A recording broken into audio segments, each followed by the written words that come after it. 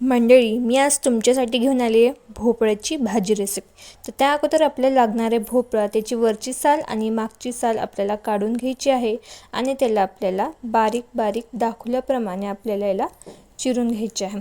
चिरून झाले की याला छान पाण्यामध्ये आपल्याला वॉश करून घ्यायचं आहे आणि त्याचं पाणी आपल्याला काढून घ्यायचं आहे। ही प्रोसेस झाल्यानंतर आपल्याला लगेच गॅसवरती कढई ठेवायची आहे। तिला तापून झाले की त्यामध्ये आपल्याला तेल घालायचं आहे। तेल तापलं की लगेच आपल्याला जिऱ्याचा तडका द्यायचा आहे।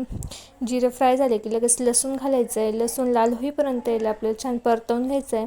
लसूण लाल झाला की लगेच आपल्याला यामध्ये भोपळा घालायचा आहे। भोपळ्याला देखील आपल्याला परतवून घ्यायचं आहे व मीठ घालून याला आपल्याला 1 ते 2 मिनिटं आपल्याला झाकण ठेवून शिजवून घ्यायचं आहे। भोपळा शिजला का एकदा चेक करायचा आहे आणि त्यानंतर मग आपल्याला यामध्ये मसाले ॲड करायचे, जसे की हळद, लाल मिरची पावडर, आपला गरम मसाला आणि एक लसूण मसाला मी इथे ॲड केलेला आहे।